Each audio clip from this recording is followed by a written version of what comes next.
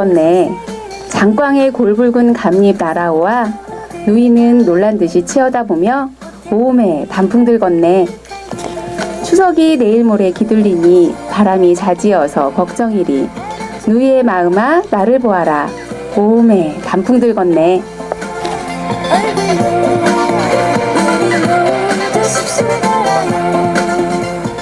안녕하세요. 우리 마을 뒷산 북한산이 초록색에서 오색옷으로 갈아입었어요. 바스락바스락 낙엽을 밟으며 함께할 숲속을 걸어요. 두 번째 시간 시작하겠습니다. 일상에 파묻혀 살던 누이가 어느 날 장독대에 오르다가 바람결에 날아온 붉은색 감잎을 보고 가을이 왔음을 느끼고는 깜짝 놀라 외치는 말, 오메 단풍들 걷네. 김영랑 시인의 누이의 마음아 나를 보아라 시 한 편으로 문을 열었습니다. 강북 FM 청취자분들은 올해 가을 어떻게 보내고 계신가요? 단풍의 절정은 80% 이상 물이 들었을 때라고 합니다. 지금 방송하고 있는 10월 23일 오늘은 거의 단풍의 절정의 시기라고 북한산 국립공원이 발표를 했는데요. 아직 단풍놀이 그리고 낙엽이 떨어지고 있는 그 소리를 듣지 못한 분은 어서 당장 숲으로 저와 함께 걸으러 가셨으면 좋겠습니다. 한 달 전 이미 추석이 지났기에 가을이 왔음을 알리는 붉은 감잎과 단풍잎, 노란 은행잎, 갈색의 참나무 잎이 우리들 주변에서 뚝뚝 날리고 있어요. 이쯤 되면 우리는 오메 단풍 들었네 라고 바꾸어야 할 듯도 합니다. 그래도 누이에게 걱정 말고 계절의 변화를 느껴보라는 말, 누이의 마음아 나를 보아라는 긴 여운으로 남습니다. 저는 이 시 제목이 오메 단풍들 걷네 인 줄 알았어요. 이 전라도 구수한 사투리가 저의 고향 사투리하고 비슷하기 때문에 참 좋아하는 시였는데요. 근데 제가 이 프로그램을 준비하면서 찾아보니 이 시의 제목은 누이의 마음아 나를 보아라였어요. 바로 대상이 누이의 마음이었던 거죠. 이렇게 이 가을은 나의 마음도 챙길 수 있고 누이의 마음도 챙길 수 있는 그런 시기인 것 같습니다. 이런 정감 있는 시 한 편으로 이 가을이 어울린다면 가을숲 산책에서 라디오에서 이 노래가 나온다면 저도 흥얼흥얼 노래 속에 빠질 수 있을 것 같습니다. 오늘 들을 노래는 나얼이 부르는 흐린 가을 하늘에 편지를 써 함께 듣고 다시 시작하겠습니다.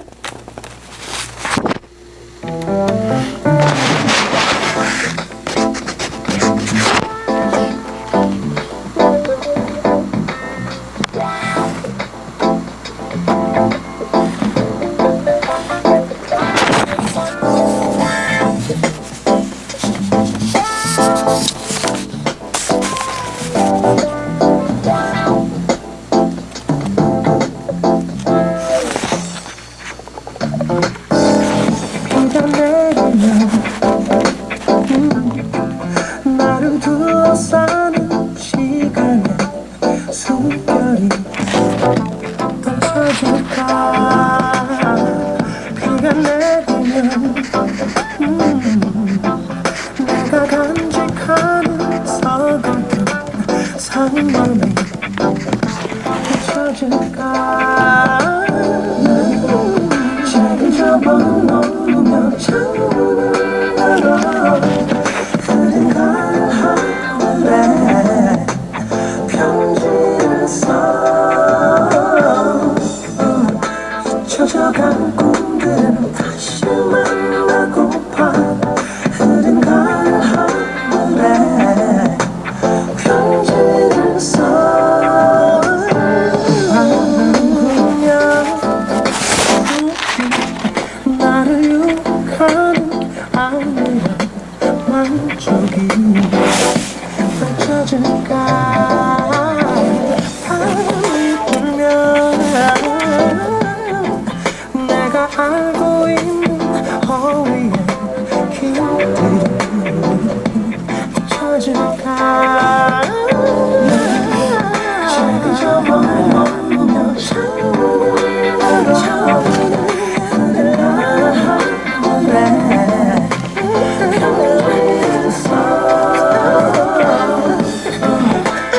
잊혀져간 꿈들을 다시 만나고파 흐린 가을하늘에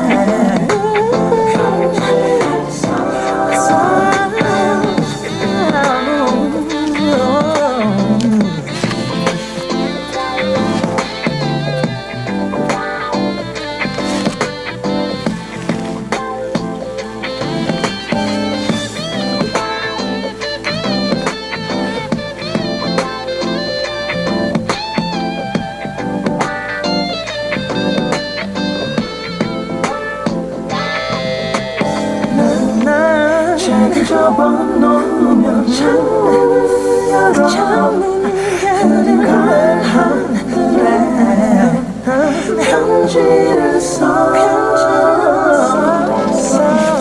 잊혀져간 꿈들을 다시 만나고 흐린 가을 하늘에 편지를 써 책을 접어놓으면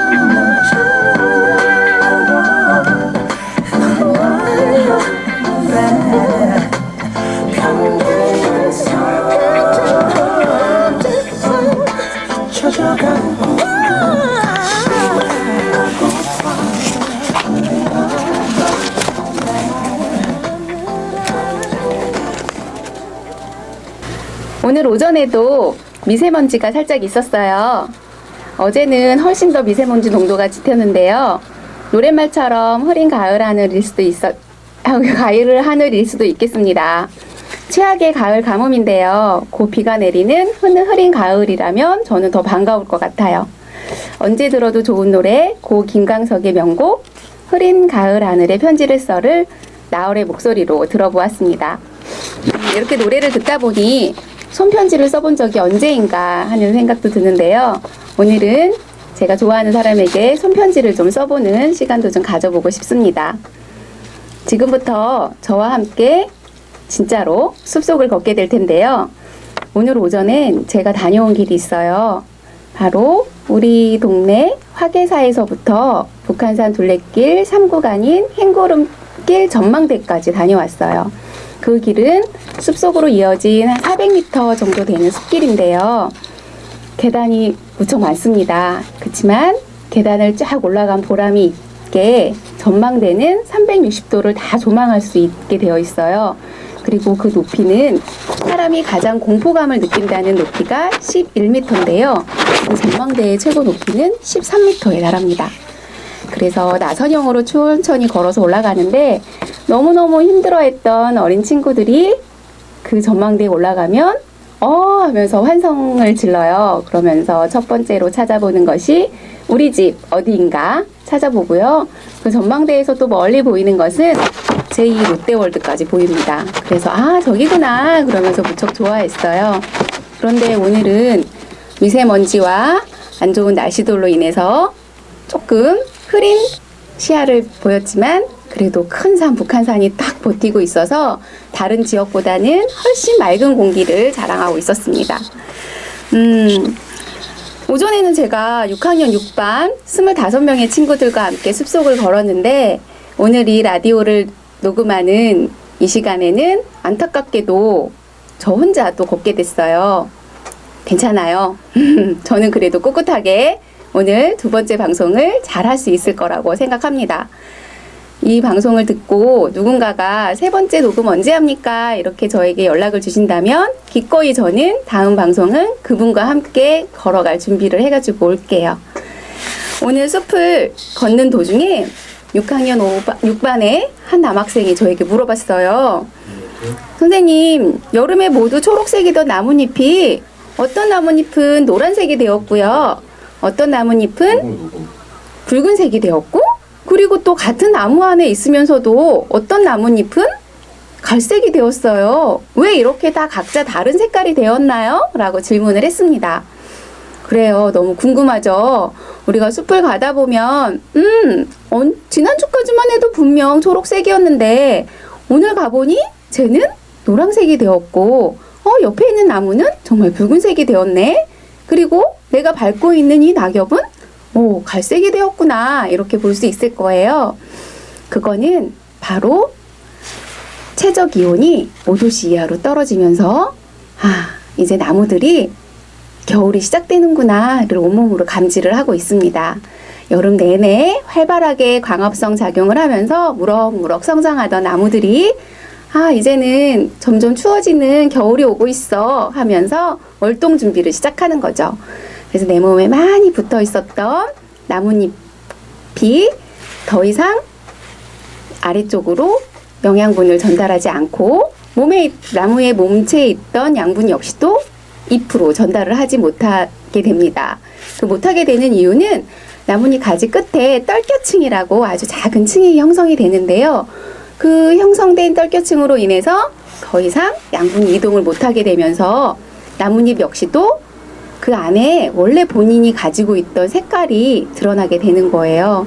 그래서 지금 우리가 보이는 노란색, 붉은색, 그리고 갈색은 그 나무의 고유의 색깔이라고도 생각하면 좋을 것 같습니다. 거기에는 대표적으로 3가지 색소가 들어있어요. 그거는 제가 찾아왔는데요. 처음에 노란색을 보이는 거는 우리 노란색 파프리카 혹시 들어보셨죠? 그리고 드셔도 보셨을 거예요. 피곤할 때 먹으면 좋다고 하는 파프리카에는 카로티노이드가 많이 들어있다고 합니다. 아마 이거 한 번쯤은 들어봤을 거야 라고 생각하는데 이 노란색이 바로 카로티노이드라고 하고요. 그리고 안토시안이라고 또 들어봤죠? 붉은색 색소인데요. 빨간색부터 보라색까지 이렇게 변하는 것이 바로 안토시안이에요. 우리 음식으로 생각하면 보라색 가지도 있겠고 몸에 좋은 색깔이라고 하죠. 그걸 많이 먹어야 된다고 합니다. 그리고 또 신갈나무, 떡갈나무 나뭇잎은 가을이 되면 갈색으로 많이 변해요. 근데 그것은 우리가 도토리묵을 먹어봤을 거예요. 도토리묵을 먹어보면 약간 떨떠름한 맛이 나죠. 그거는 그 도토리에 들어있는 타닌 성분 때문이에요. 그 성분이 바로 갈색을 띠고 있거든요. 그래서 이렇게 나뭇잎에는 고유의 자기 색소가 들어있고 여름철에 녹색으로 가려서 보이지 않던 것이 다 엽록소가 파괴되면서 자기의 색깔들로 변하게 되는 것입니다.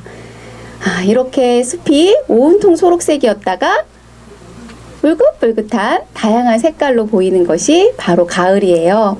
그래서 가을이라는 뜻 역시도 옷을 갈아입는다라는 말에서 나왔다고 합니다. 그래서 가을, 기억하기 참 쉽죠? 이런 가을이 또 지나게 되면 나무들은 한 잎, 두 잎 바닥으로 떨어뜨리게 돼요. 나무를 보면서 저는 늘 생각을 해요. 모든 것을 열심히 여름철에 영양분을 축적하고 쭉쭉 성장을 하다가 버릴 때가 되면 정말 한 개도 빠짐없이 다 버리게 돼요. 그리고 내 몸에 있던 수분 역시도 쭉 빠져 나가게 됩니다. 그것은 긴 겨울에 나무가 얼어 죽지 않도록 하기 위해 자기의 몸에 있는 모든 것을 비우는 작업을 하는 거죠. 사람도 겨울이 되기 전에 월동 준비라고 하잖아요. 근데 우리는 이것저것 옷을 더 많이 사고 껴입게 되는데 나무들은 다 비워내는 순간이 되기도 합니다. 그렇게 비워내면서 떨어지는 게 있어요.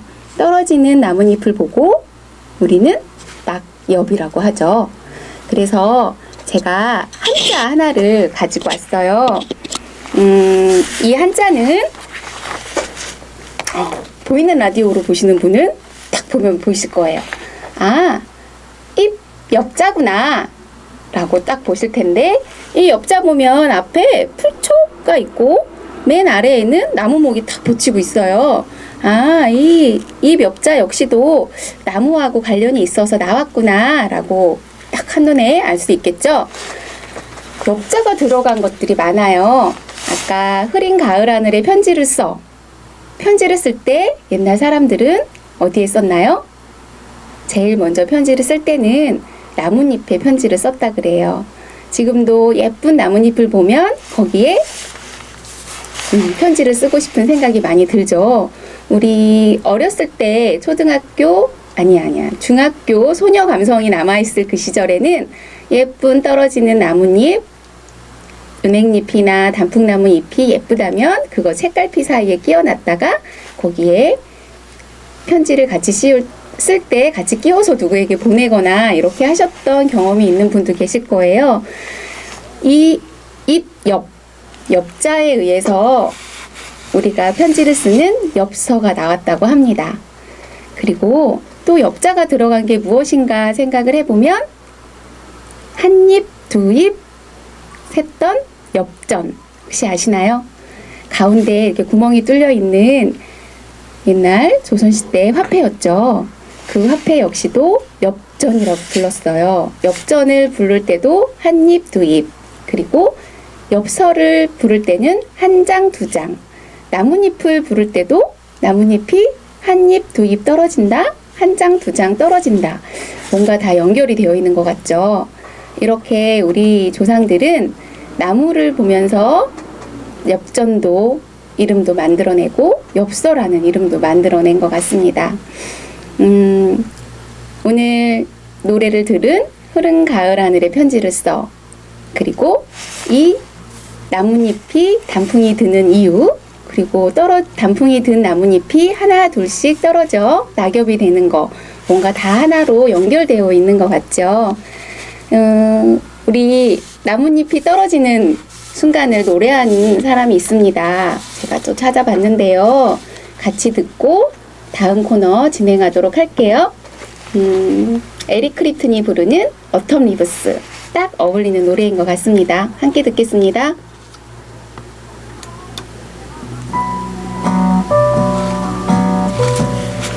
The fallen leaves drift by my window. Autumn leaves of red and gold.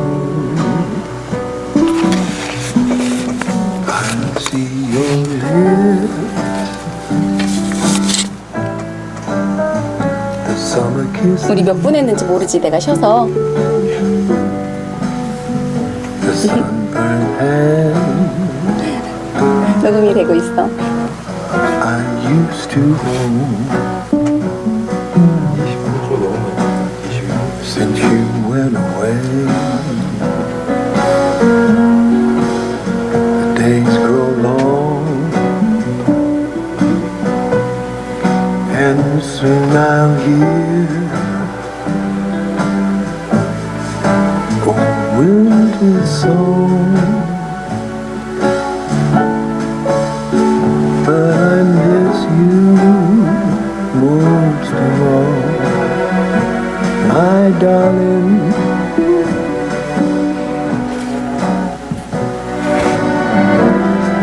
When autumn leaves start to fall,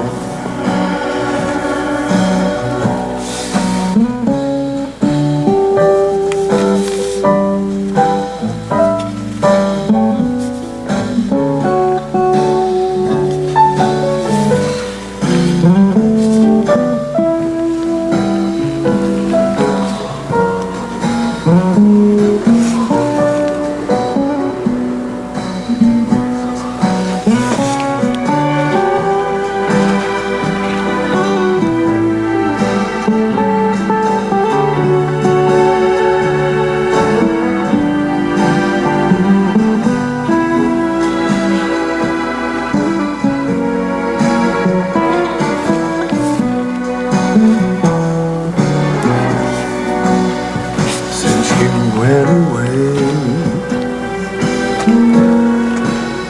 the days grow long, and soon I'll hear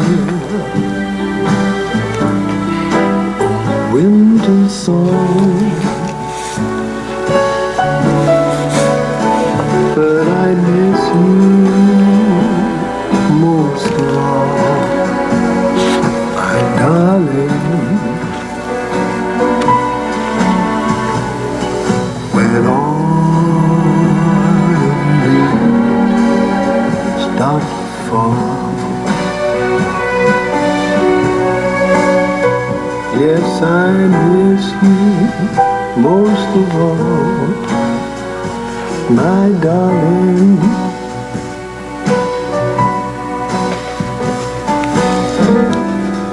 When autumn leaves start to fall,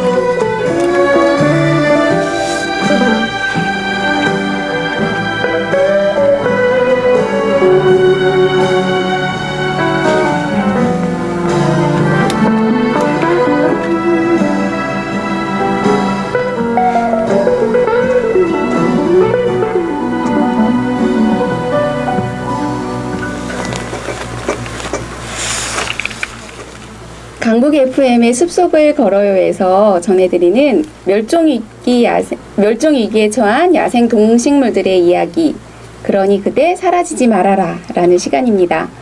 지난 시간에는 우리 동네 강북구에 살고 있는 멸종위기 야생동물 2급 삭에 대한 이야기를 해드렸는데요. 오늘은 지난주에 예고를 했어요. 오늘 두 번째 시간에 소개할 친구는 바로 얘입니다 하고 얘기를 했는데 혹시 기억하고 계신지 모르겠습니다. 어린 초등학생이 그린 이 동물이에요. 제가 책을 하나 가지고 왔는데요. 너무 귀엽죠? 맞아요. 여기 책에는 반가워 반달가슴곰 이렇게 써 있습니다. 오늘 주인공은 우리나라 사람이라면 꼭 한 번은 알고 가야 할 반달가슴곰 이야기를 저는 전해드리려고 합니다. 우리나라의 건국설화에도 등장을 하죠. 반달가슴곰은. 그렇게 우리 문화 속에 오랫동안 이렇게 뿌리 박혀 내려온 상징적인 동물인데요. 이 동물이 여러분들 다 알고 계시다시피 멸종위기 야생동물 1급으로 1998년 환경부가 지정을 했어요.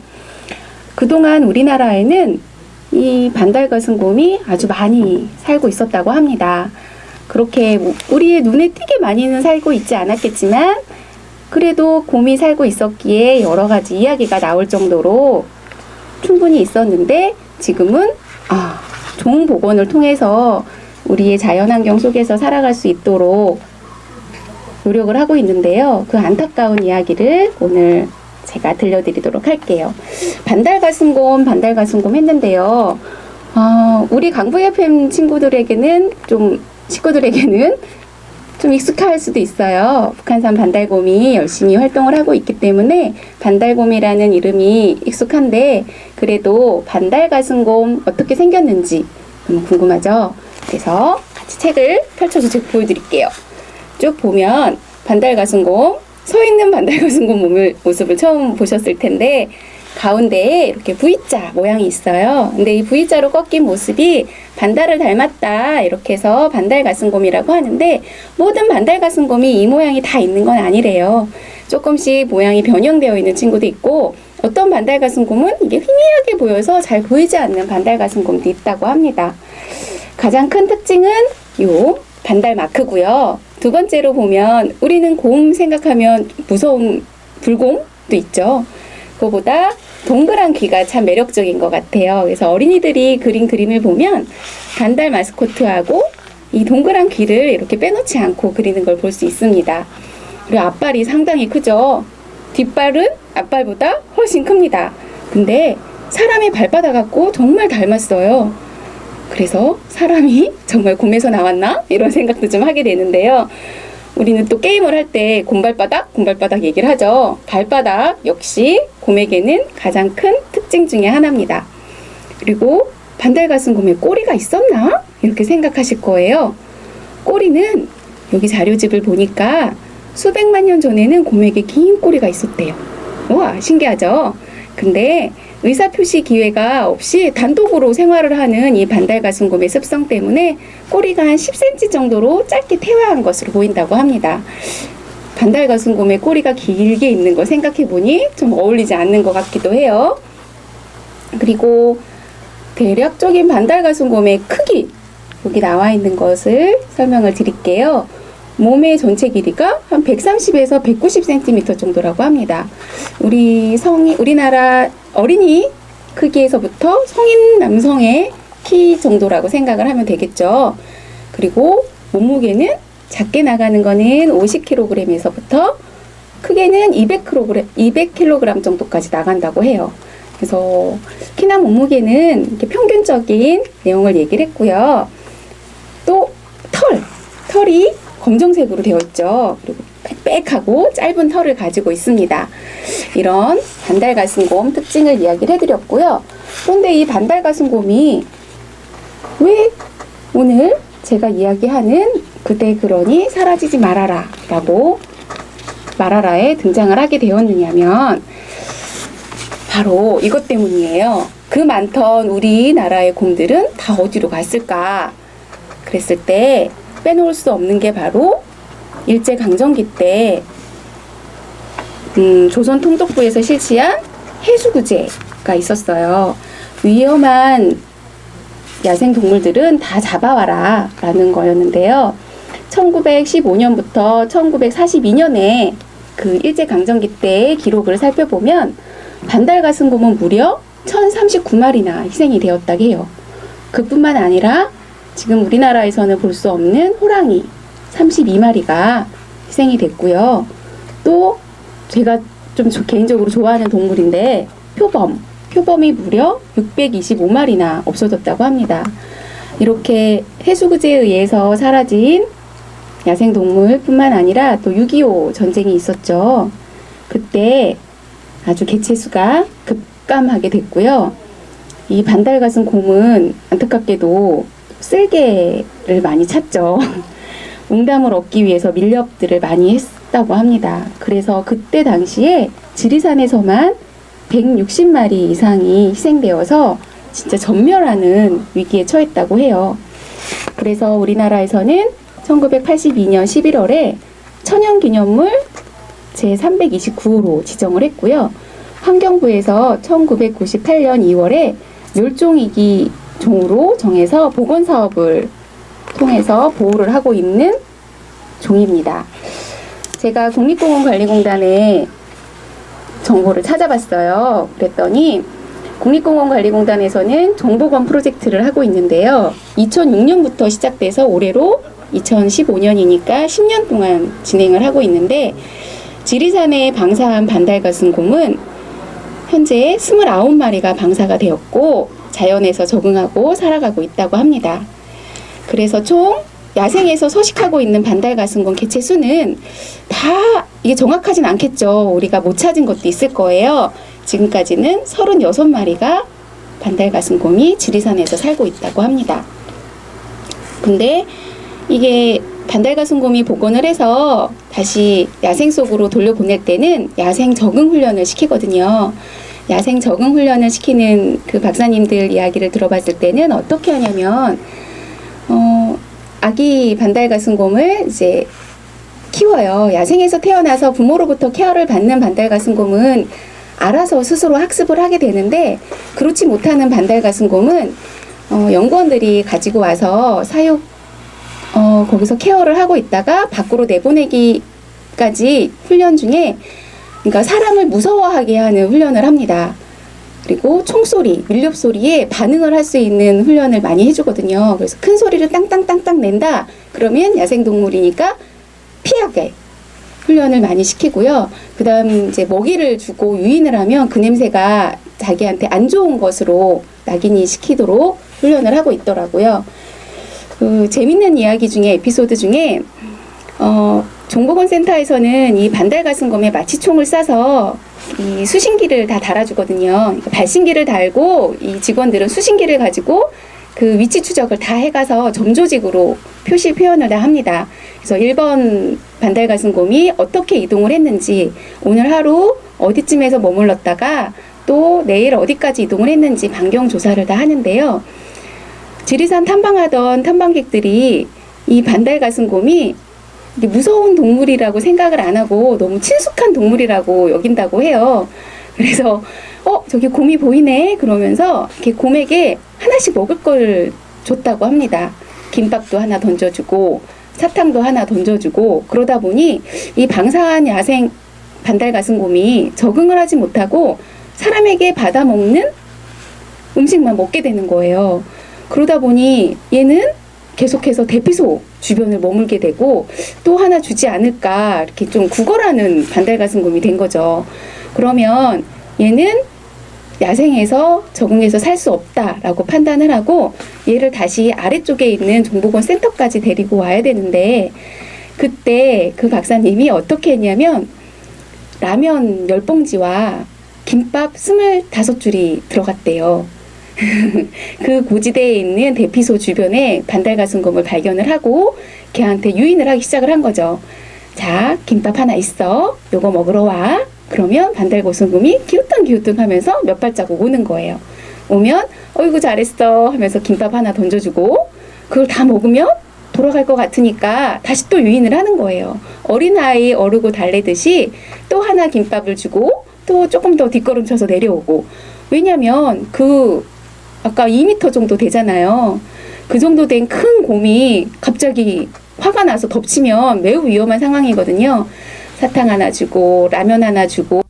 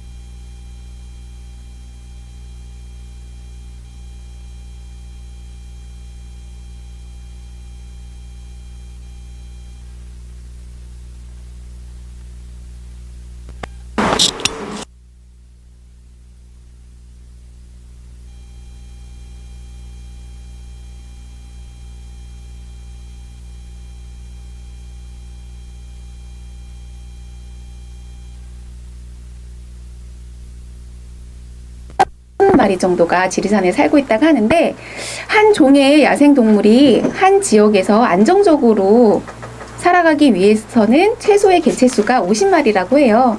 이제 조금만 더 노력을 하면 반달가슴곰이 우리나라의 자연 생태계에서 건강하게 잘 살아갈 수 있을 것 같습니다.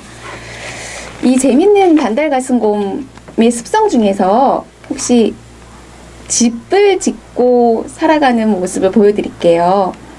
반달가슴곰이 나무 위에다가 집을 짓는데요. 나무 위에 나뭇가지를 꺾어서 올립니다. 올려서 거기서 밥도 먹고 그리고 거기서 쉬기도 하고 하는 그걸 보고 바로 상살이라고 부르는데요. 너무 재밌어요. 나뭇가지를 타고 올라가서 주변에 있는 작은 나뭇가지를 뚝뚝 꺾습니다. 그 다음 얼기설기 묶어서 아주 근사한 자기만의 그 해목 같다고 생각하면 돼요. 자기만의 보금자리를 딱 완성을 하더라고요. 궁금하신 분들은 이렇게 유튜브 검색해보면 아주 재밌게 반달가슴곰이 집을 짓고 있는 상사리 모습을 볼 수도 있어요. 저는 청설모나 까치만 그렇게 짓는 줄 알았거든요. 청설모나 까치 집을 곰의 사이즈에 맞게 지었다고 생각하시면 될 것 같아요. 그렇게 크게 반달가슴곰을 짓고 있고요. 이 반달가슴곰이 있으면서 어떤 일들이 일어나냐면 이 친구가 정말 중요한 역할들을 많이 합니다. 대표적으로 우리가 쉽게 알 수 있는 도토리 이야기를 해드릴게요. 이 반달가슴곰이 좋아하는 먹이가 여러 개 있는데요. 그 중에서 도토리 열매를 먹어요. 그런데 도토리 열매를 쑥 주워다가 우거주거 꼭꼭꼭꼭 씹어 먹을 수도 있지만 이 반달가슴곰이 이렇게 소화기관이 약하다고 합니다. 쭉 하다가 소화가 잘 안 돼서 도토리가 그대로 툭 나오는 거죠. 그렇지만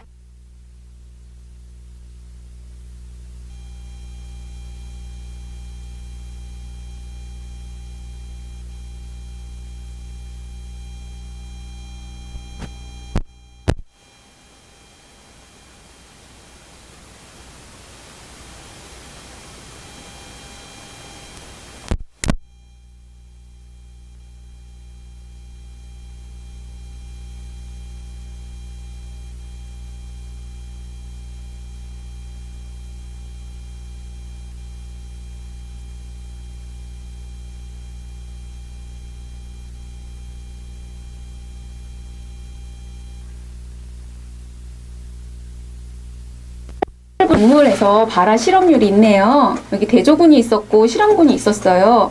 반달가슴곰이 이렇게 먹고 난 벚나무 종자를 가지고 실험을 했다고 합니다. 여기 아랫부분에 있는 거는 일반적으로 벚나무에서 떨어진 벚지를 가지고 심은 거고요. 위에 있는 실험군에 있는 거는 반달가슴곰의 배설물에서 이 종자를 다 골라낸 다음 똑같은 개수만큼 심은 거예요. 그리고 어떻게 발화를 하나 봤더니 제가 한눈에 보더라도 한 두세 배 이상 훨씬 더 잘 발화가 됐네요. 이렇게 반달가슴곰 역시는 소화 능력이 좀 안 되는 게 우리 자연의 숲을 더 건강하게 해주는 역할을 하는 것 같습니다. 우리 지리산에서 반달가슴곰 복원을 하는 재밌는 이야기들이 많은데요. 여러분들이 지리산을 간다면 꼭 가보셔야 될 곳 중에 하나 제가 추천하는 곳은 종복원 센터예요. 종복원 센터에 가면 이 반달가슴곰을 우리는 열심히 살 수 있도록 야생에 방사를 하는데 안타깝게도 실패해서 뉴스에도 나오는 거 많이 봤을 거예요. 그 실패의 원인 중에는 그 옆구리라고 하죠. 올무에 걸려서 이렇게 목이 다 쪼여져서 죽어 있는 그런 반달가슴곰을 많이 뉴스에서 접했을 겁니다. 산에 가보면 북한산 역시도 많은 분들이 올무를 놔요. 우리는 누가 그래요? 이렇게 하지만 새끼를 가보면 토끼, 고라니 이런 친구들이 올무에 걸려 있는 모습 많이 보거든요. 멧돼지 역시도 많이 보이고요. 근데 지리산 같이 큰 산은 더 많은 올무가 놓여져 있습니다. 그 올무는 이 곰이은 야생동물들은 거기에 올무가 끼면 자기 몸을 빼려고 몸을 확 움직이거든요. 움직이면 움직일수록 자기 몸으로 날카로운 창살이 이제 박히는 거예요. 더 이상 꼼짝달싹 못하게 박히게 되고 거기 있는 부분이 철사 부분이잖아요. 그러니까 몸에 상처가 나고 그러면서 염증이 생기면서 썩게 되고 계속해서 하다 보면 움직이지도 못하고 끙끙끙끙 하고 있는 것들이 이 연구원들이 조사를 하는 거기에 잡히게 되는 거예요. 어떤 개체군이 지금 미동도 하지 않고 있구나. 그러면 거기를 가보면 이렇게 올무에 걸려있는 반달가슴곰을 발견할 수 있었다고 합니다. 그리고 재밌는 것 중에 반달가슴곰은 동면을 하죠. 그래서 많은 양의 먹이를 먹습니다. 10월, 11월 많이 가을철에 많은 양을 섭취를 하고 11월쯤에 동면이 들어가서 우리나라 개월로 보면 3월쯤까지 잠을 잔다고 해요. 근데 저는 이 반달가슴곰의 생태에 대해서 알고 참 재밌었던 거는 출산을 이 동면하는 사이에 한다고 합니다. 저는 처음 알았거든요. 잠자고 있으면서 새끼를 출산을 하는데 우리 사람이 아기를 낳으면 아기의 체중이 거의 3kg 정도가 평균이잖아요. 3에서 3.5kg 정도가 평균인데 이렇게 덩치가 큰 반달가슴곰의 새끼는요. 무려 400g밖에 안 된다고 해요. 정말 작죠? 이 작은 새끼를 출산을 하고 엄마 품에서 같이 봄이 될 때까지 엄마 젖을 먹고 자라는 거예요. 그 다음 다시 봄이 되면 밖으로 나와서 쭉쭉 엄청난 성장을 하게 되는데요. 이때 좋아하는 먹이 이제 꿀, 그리고 봄철에 나오면 많은 애벌레가 있죠. 그 애벌레들을 참 좋아한다고 합니다. 그리고 벌집 안에 있는 꿀을 이 아까 곰발바닥, 앞발바닥을 이용해서 이렇게 퍼먹으면서 꿀하고 벌집, 그리고 그 벌집 안에 있는 애벌레 얼마나 영양가가 높겠어요.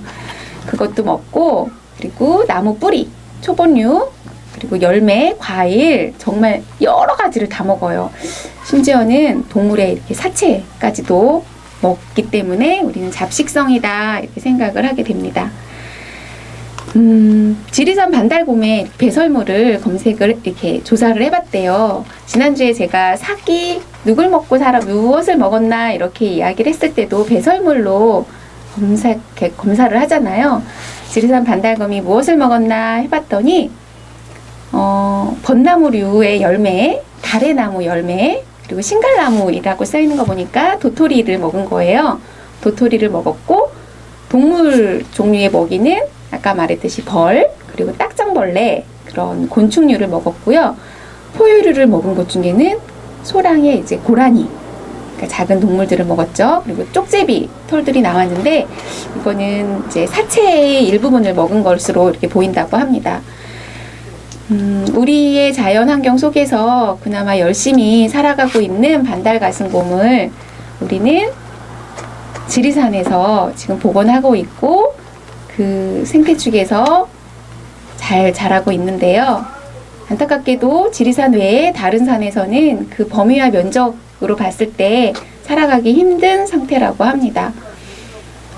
우리가 조금 더 잘 보호를 한다면 50개 개체수 충분히 넘어서서 반달가슴곰 우리나라에 살고 있어요. 동물원에 가서만 볼 수 있는 게 아닙니다. 라고 우리는 당당하게 말할 수 있었으면 좋겠습니다. 우리나라의 생태계의 핵심종이자 우산종이 될 수 있는 반달가슴곰 이야기 저와 함께 했는데요. 여러분들 어떻게 들으셨나요? 그동안 몰랐던 반달가슴곰에 대한 새로운 이야기를 오늘 방송을 통해서 많이 알게 되었다면 저는 그것으로도 충분하다고 생각을 합니다. 그리고 조금 더 관심을 가져줬으면 좋겠고요. 반달가슴곰뿐만 아니라 종복원 사업을 하고 있는 여우도 있고 사냥도 있어요. 제가 우리 코너에서 하나씩 그 동물들의 특징들과 왜 그 동물이 우리나라의 생태계에서 중요한 역할을 하게 되는지 꼭 알려드릴 테니까 우리 사라지지 않도록 함께 보호하고 관심을 많이 가져줬으면 좋겠습니다. 오늘 저와 함께 이 가을에 단풍이 80% 이상 들은 이 계절에 단풍 이야기를 했고요. 또 우리가 지켜야 할 반달가슴곰 이야기도 했습니다. 좀 많이 부족하고 실수도 있고 했지만 혼자 열심히 숲속을 걷다 보니 이런 일들이 있는 것 같고요. 다음번에는 꼭 저와 같이 숲속을 걷는다면 제가 훨씬 더 자연스럽게 이야기를 많이 나눌 수 있을 거라고 생각을 해요. 저는 오늘은 여기까지 방송을 진행을 하겠고요. 다음 시간에는 예고를 하지 않겠습니다. 그게 훨씬 더 저도 준비하는데 편한 것 같거든요. 그래서 오늘 여기까지 하고 다음 달에 월동 준비 저도 마치고 여러분들 앞에 다시 나타나도록 하겠습니다. 마지막 곡은 또 제가 골라봤어요. 이 가을에 이 노래는 꼭 또 듣고 가봐야겠다 생각을 했는데요. 장필순의 7집에 있어요. 그리고 그 가슴 텅 비울 수 있기를. 여러분들도 마음을 텅 비우고 이 가을을 즐겨보셨으면 좋겠습니다. 지금까지 강북 FM의 숲속을 걸어요. 함께 해주신 여러분 감사드리고요. 저는 조정림이었습니다. 고맙습니다.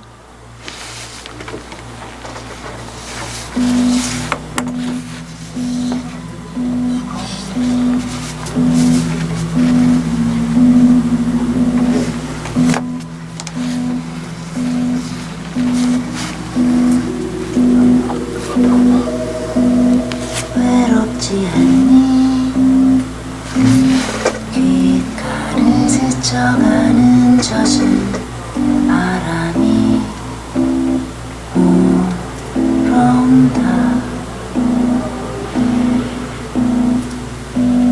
슬프지 않니 우산을 두드리며 빗방울들이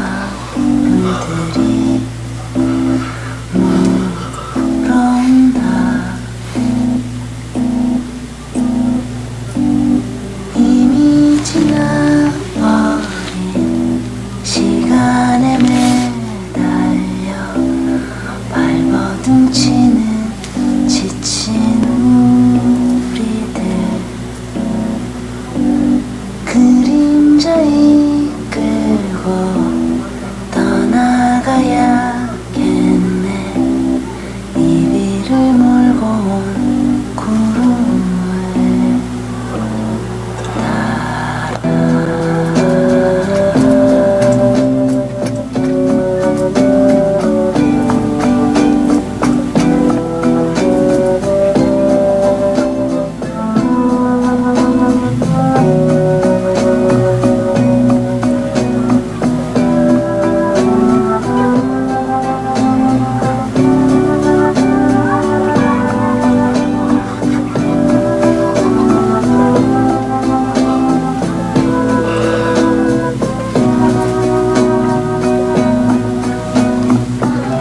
무엇을 보았니?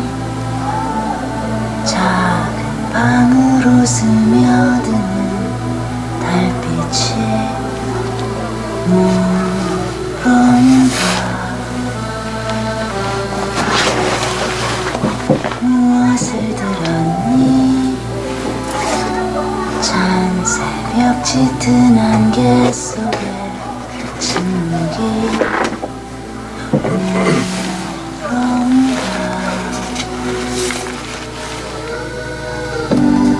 아직 오지 않은 내일이 두려워.